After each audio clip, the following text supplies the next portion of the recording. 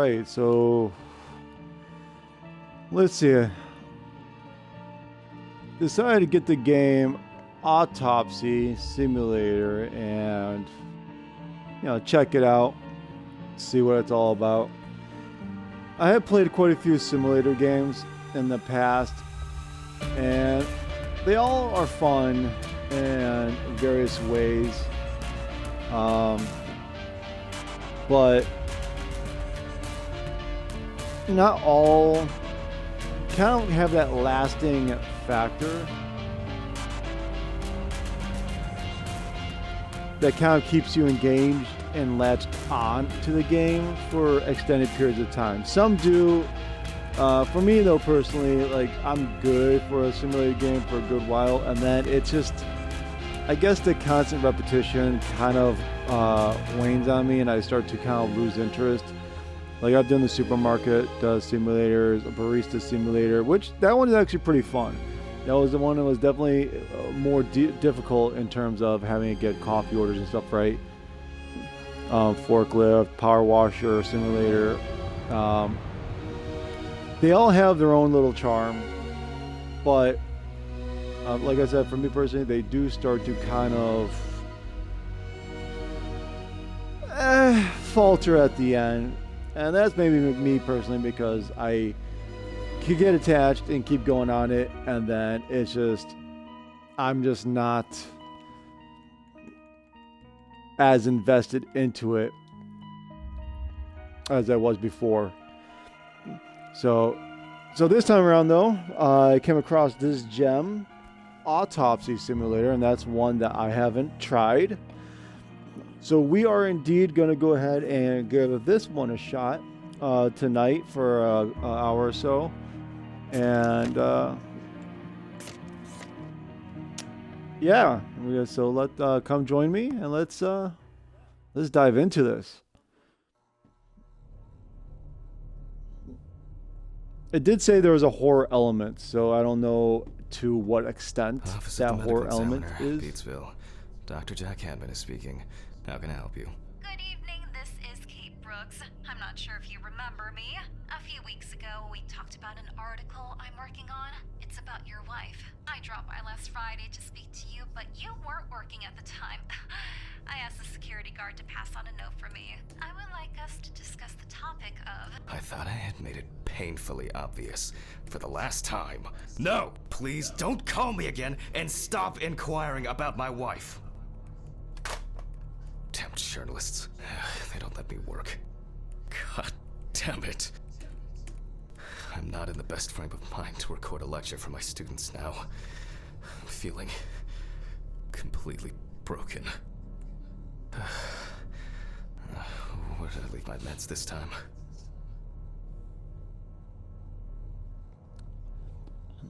Check the bathroom for your pills. Alright, so I can see my pants, my apron.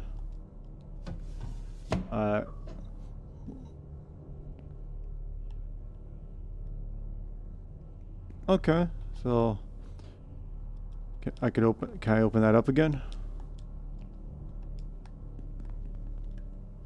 Can I target that again? Okay, it doesn't look like I could do anything with that anymore. Awful. It would be good to finally repair the coffee machine. Is that tea? It would be good to finally repair the coffee machine. Stephen didn't clean up after himself again. So is this not my desk then? Guess it was in another life.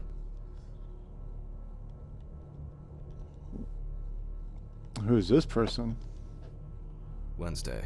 It's not my favorite day, although it's certainly better than Monday. What's your favorite day of the week, chap? I have to say, I don't know. I mean, if I was thinking about work, I'd probably pick like a Thursday or something, but I'd probably say Mondays would be my, I guess, favorite day. I suppose. They all kind of feel equal to me. But if I had to pick, I'd probably pick a Monday. Hi, this is Kate Brooks, a reporter for the New Orleans Weekly. I couldn't find you at home. I'm starting to suspect you are avoiding me, Mr. There we go. Mr. Hanman.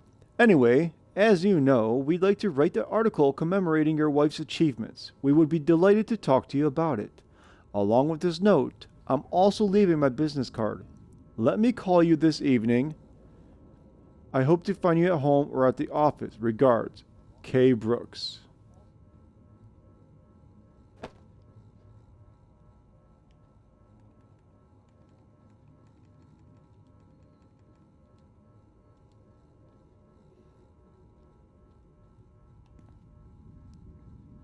Okay.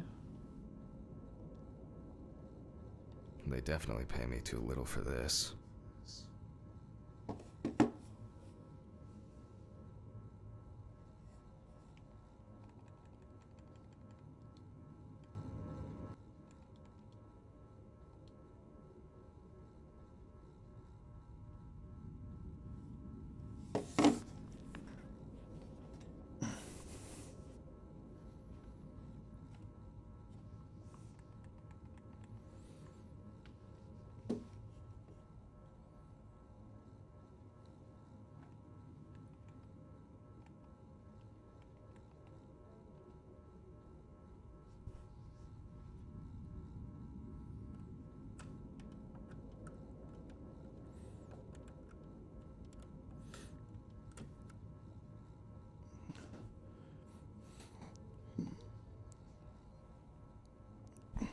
I'm trying to get my camera working.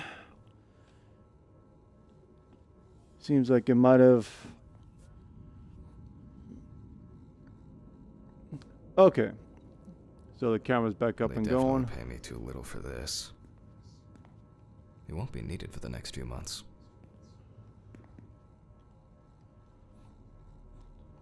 I'll just leave the light on. What else is over here? What's the... Lipstick.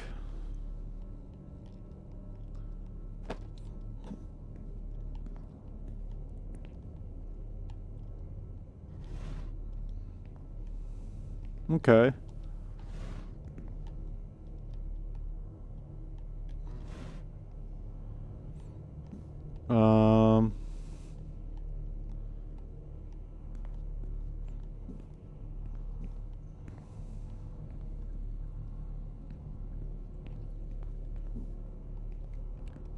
Okay, so we want to go to the bathroom. Bathroom right here. Yeah. Is this literally what the bathroom looks like in the more like got toilet paper just chilling here on the floor?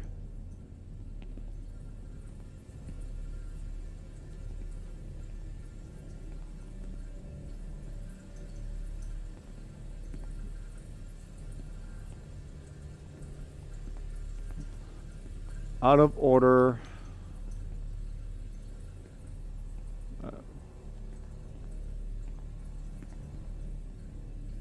Yeah, we'll just do that. Broken mirror. Okay. Time to pull myself together. And get back to work. I've already taken my pills. Not looking to overdose. I need to set the Okay. Take the camera for the storage room. Take the camera... Oh, from the storage room. Good.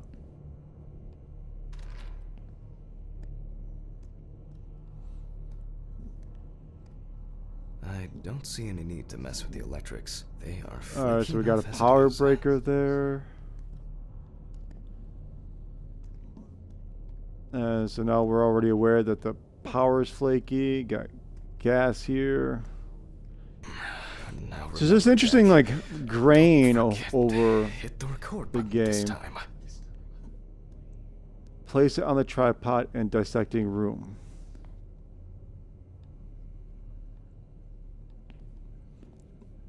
Out of order, social room. but the word is the lab will be open tomorrow. Hopefully the new tripod is going to hold up. Okay.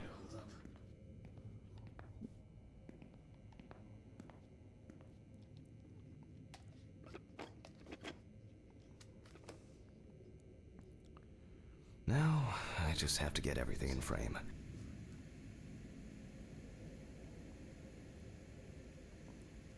Frame the cadaver, and begin recording. This should be fine. November 20th, 1991. Time, 8:43 p.m. Recording for medical students from the University of Missouri. This autopsy is conducted by Jack Handman. Hello, everyone. Welcome to the autopsy room. Today, you will have the dubious pleasure of following a full autopsy, step by step. For those of you who have already performed your first autopsy, this will refresh your basic knowledge. In turn, for those whose knowledge is only theoretical, I advise not to watch this after a meal. Alright, take a look at the chalkboard. Okay. Let's start. Tell students what is important in this profession. Always wear an apron, mask, and gloves. Goggles are a must when the job is splashy. And in case of sharp accidents, it's worth having disinfectants at hand. It's true that you won't get ptomaine poisoning straight away, but if your liver or kidney aren't doing well, you may end up with diarrhea. The cadaver is placed on its back on the autopsy table. The pathologist stands on the right of the deceased. Make sure that all the necessary tools are always at hand so that you don't have to run around looking for something, like I do all the time. In the process of revealing and securing forensic evidence, it is difficult not to interfere with the original condition of the deceased. Written and photographic documentation plays a vital role throughout the entire examination process.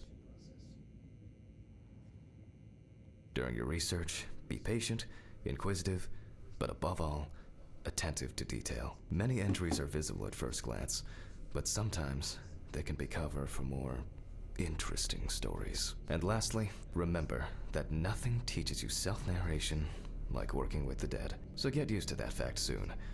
Everyone will think you're talking to yourself. Now, onto the police folder. That will contain all sorts of pertinent information as to who the deceased might be and what potentially happened to them. So, let's take a closer look, shall we? I looked through the information provided in the police folder.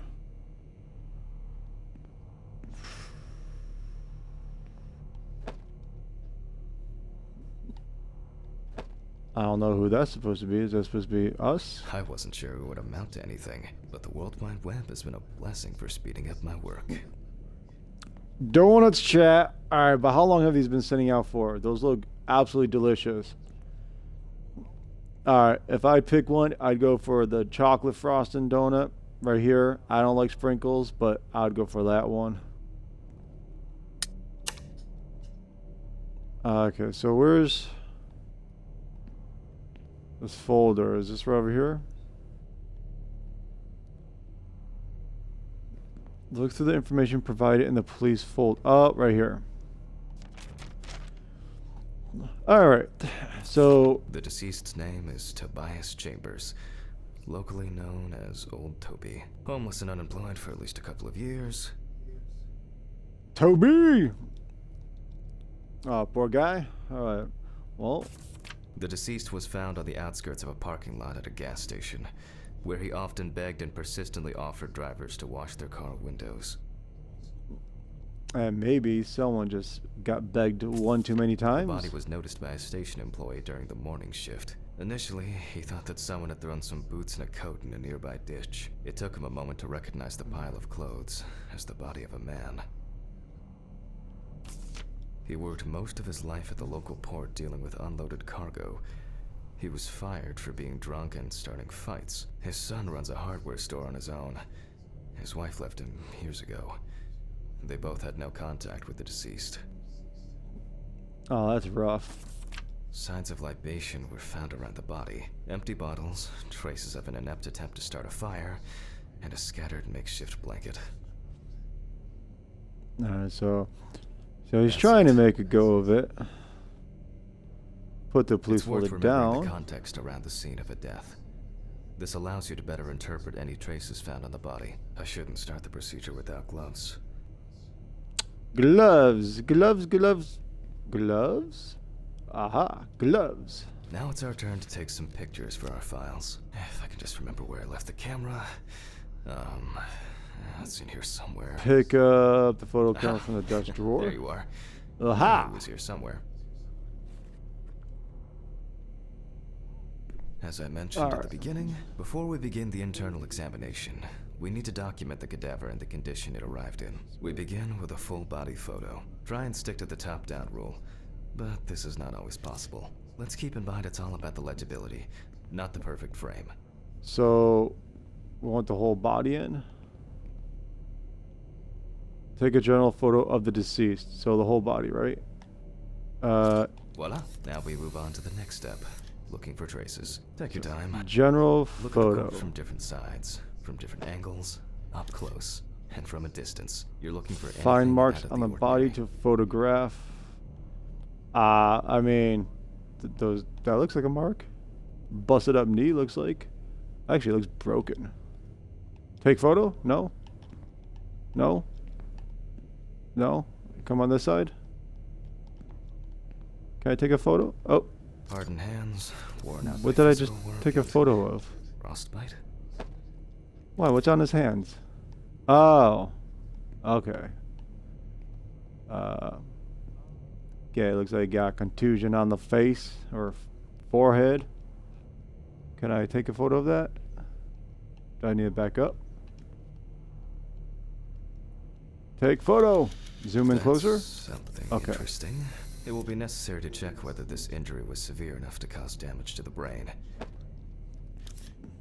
Okay, so then can... Oh, that's disgusting. Some You wounds got at the some feet and signs of frostbite. messed up feet here, I guess dude. The subject's shoes were too small.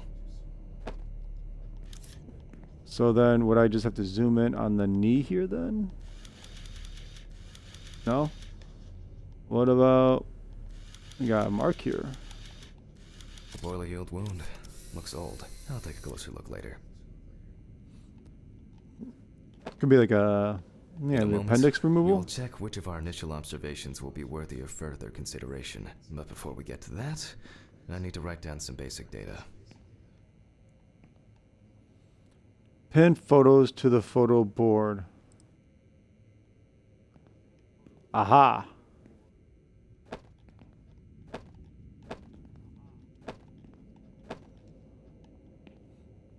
Okay. Get started. Perform the autopsy.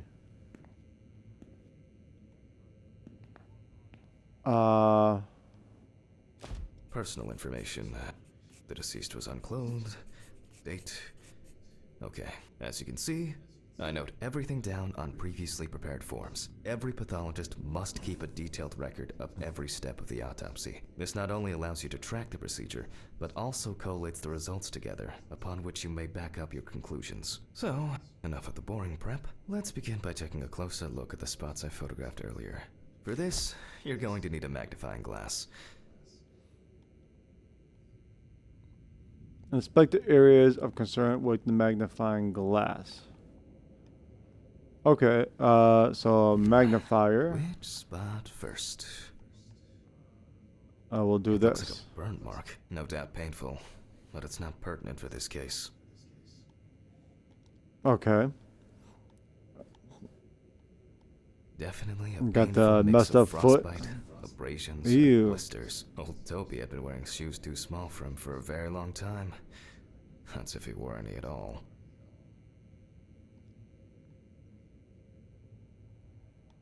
Here we can see frostbite on the fingertips. We can tell by the characteristic skin color.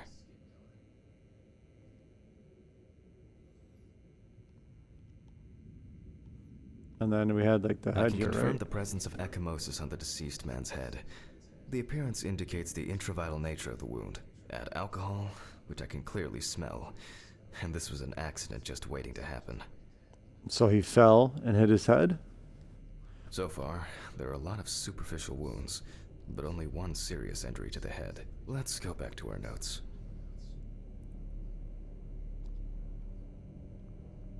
So First, clipboard. I mark the location of the entries and make notes for each one. So, if Well, Toby's we had body the was foot cold for we're not in with the frost, hands, even though this type of wound didn't side, contribute to the head wound. and then Definitely an important a clue. head mark. This is something we'll investigate first. As you can see, we don't have much to go on. Let's write down what preliminary causes of death we can think of.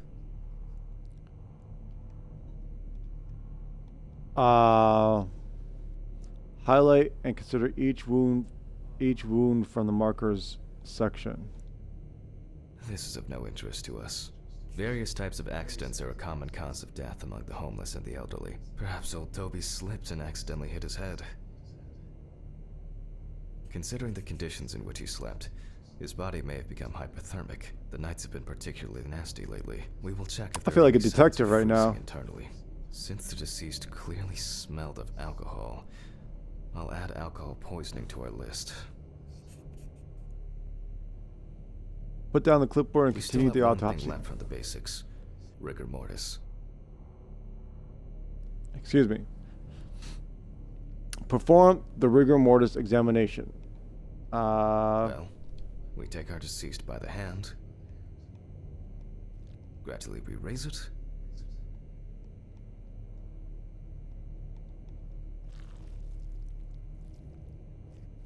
Ew.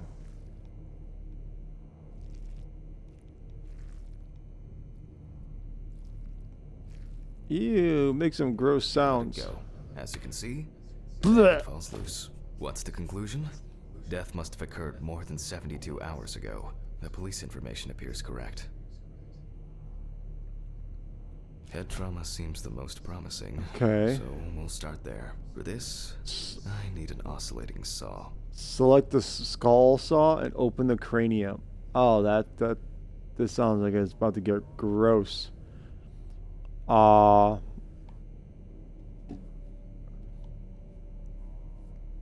Skull saw? Oh, what the hell does a skull saw looks like? Is that this thing? Scalpel, scissors, syringe, magnifying glass, knife. Is it in my tools? I guess I forgot to clean the knife. Oh, okay. The cut is made from ear to ear.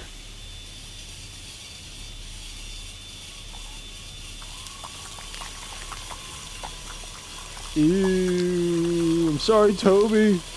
I'm sorry, Toby. This is all to learn what happened to you. We remove the skin and Ugh. the top of the skull. Begin a thorough brain analysis by examining the organ. After the I just basic pulled it out. examination, we can see that the brain's cerebral gyri in both hemispheres are And it symmetric. jiggles. I just Brain pulled it looks good. right out of his Let's take a flipping cross-section. head. And now it's just, how you doing, Mr. Cranium? Ho ho. Okay, this is. Leave the body. Some pathologists prefer to examine Oh, organs I without completely removing just them. took it out of his However, head. For me, it's much more convenient to Dissect the examine them on brain board, at the which we'll do cutting. now. Holding a long, narrow blade knife in the That's dominant like a. hand, we slowly cut the cranial nerves on both sides, all the time pulling the brain towards us. Right analog.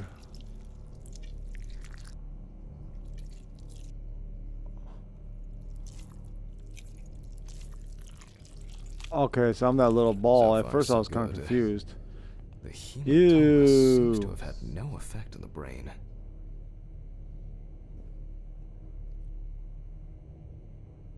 I mean, could always fry that or something for some.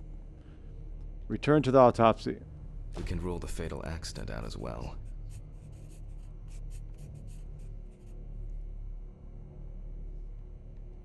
Okay. Exclude fall. Okay. Brain is in good condition, so we have no choice but to proceed to the internal examination of the other organs. I grab a scalpel. Oh, we're from my going kit. all in. The Oh, we incision are should be going in the shape all of a letter in. Y. I guess I'm gonna. We use a deep cut to reach all the way to the ribs and to penetrate the abdominal wall. Ew.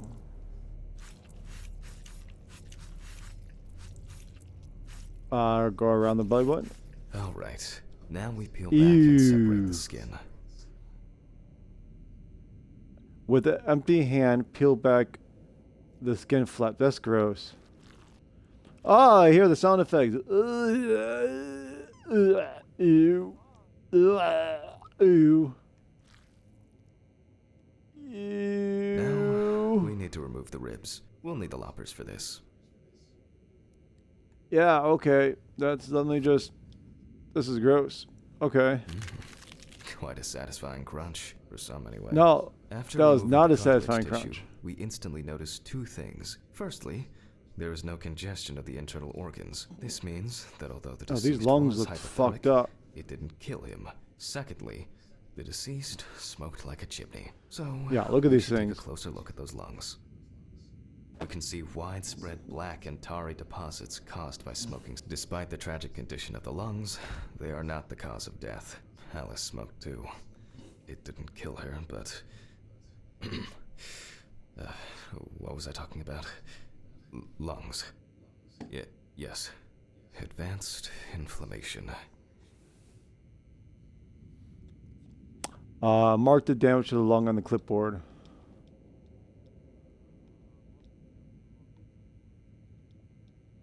I'll mark the damage. How do I do that? Color, size, mark, and wound. Do I... Oh. Okay.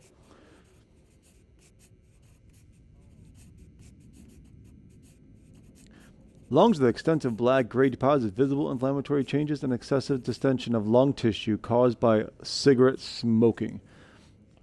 What now? The syringe. Now's a good time to collect some samples. Select the syringe and obtain 3 samples for toxicology testing. Okay. Welcome to Autopsy. We're learning what the hell we're doing. It's like... so I need a syringe and obtain 3 samples for toxicology testing. From the eye, the heart, and the bladder. That sounds gross. Vitreous humor analysis is very useful. Yeah, do I hold it? Indicating long-term alcohol abuse. That's disgusting. This is absolutely gross. 5 milliliters from the left ventricle should do it. Oh, not be able to do this as a job, that's for sure. Left on the bladder, we draw about 10 milliliters of fluid. Now we take our samples to the centrifuge. But before I do that, I need to find my notebook. My dyscalculia means that I always double-check the settings. Please excuse me while I run and fetch it. Where the hell's my notebook? Retrieve the notebook from the office with necessary values to run... Okay.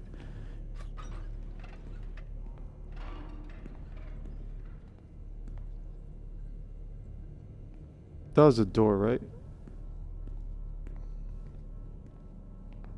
Okay, so this is... This... Yeah, oh, here we go. Covered in stains. I should check this out under the microscope sometime.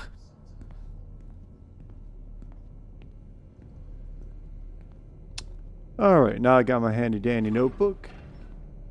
I'm Let's back, get to the Toby. Examination. Hope you weren't waiting long. We put all of the samples into the rotor. Sample 1, sample 2, sample 3. Now, we set the appropriate time and speed. Set the correct values on both dials to start mixing. What's...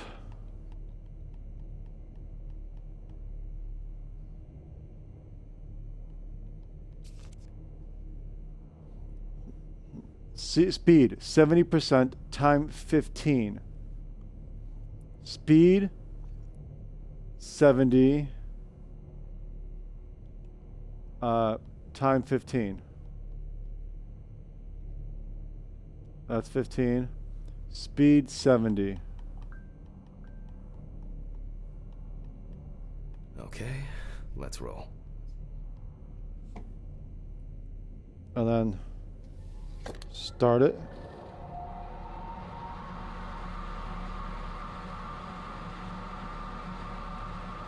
Oh, shit. No crap. Freezes again. Jesus Christ.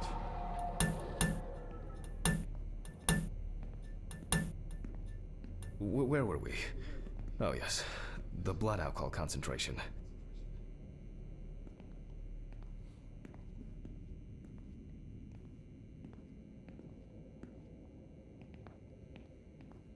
Okay, yeah, I wasn't a fan of that. Let's see what we've got here. Not at all. Everything's separated as it should. Our lab is closed until tomorrow after the last, incident. However, considering that Toby's favorite eau de parfum appears to be ethanol, I'm guessing the results won't surprise me at all. Let's go further. We will now focus on the cardiovascular system, specifically the heart. Return to the autopsy. We remove the organ and examine it closely. We look for dark hypoxic areas, clots, or other elements that stand out as abnormal. At first glance, the heart looks fine. The pulmonary trunk and aorta seem to be in good condition. There are no pathological changes that would have contributed to Toby's death. Okay. Now let's take a closer look at the stomach. Size is normal, healthy, pink color, and as expected, the stomach has no major external damage. Okay. We must now cut it open and inspect inside. We will do it carefully so that its contents do not spill out. Yeah, We okay, open perfect. the stomach along the greater curvature, from the heart to the pyloric end. Oh, I already feel like there's something left inside. Ew.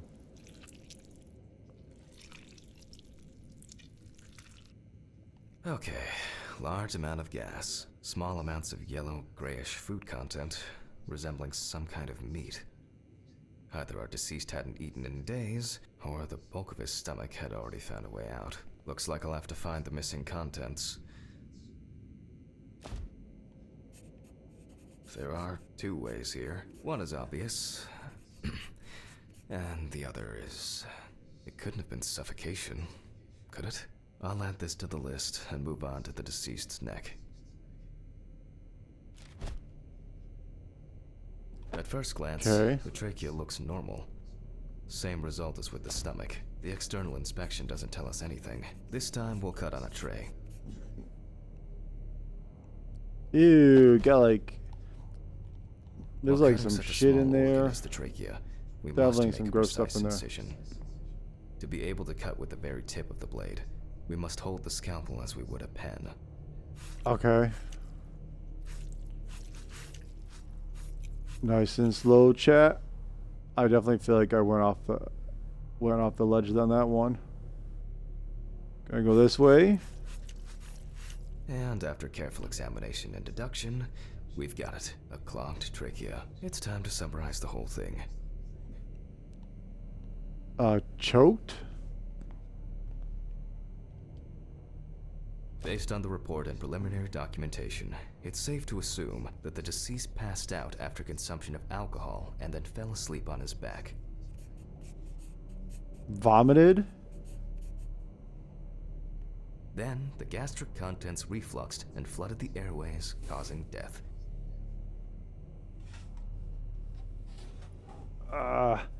Note the cause of death. So, asphyxiation then. That's why we don't forget about the recovery position at dorm parties.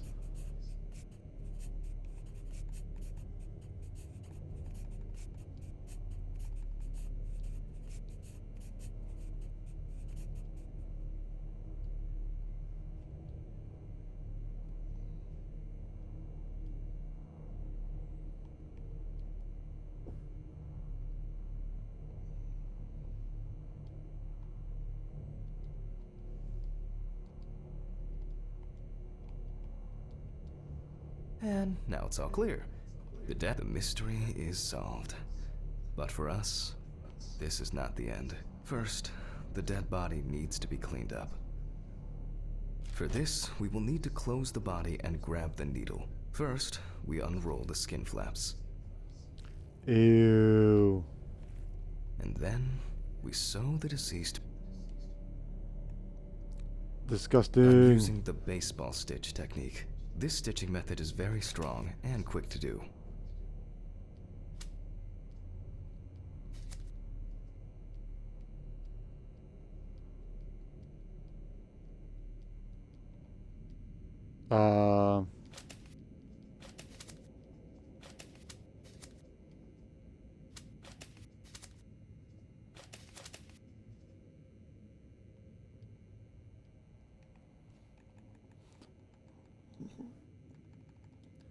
Yeah, sorry, chat. I don't know why the camera keeps turning off.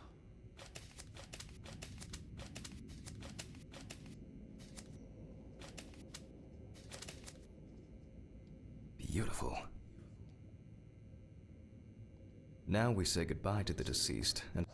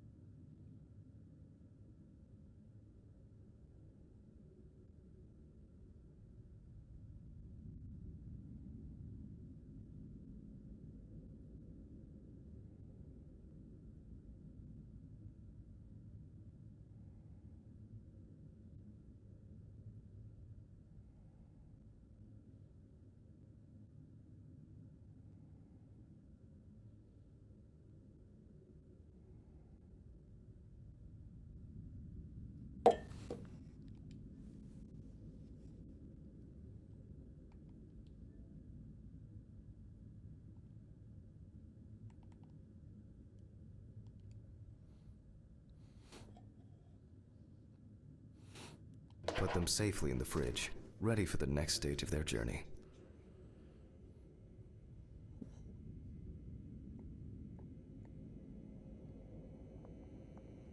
Sorry, chat. I have to bounce and fix some stuff right now. Some of my equipment's not working. Apologize, but I'll definitely be streaming probably tomorrow night as well as Tuesday morning. Y'all have a good one.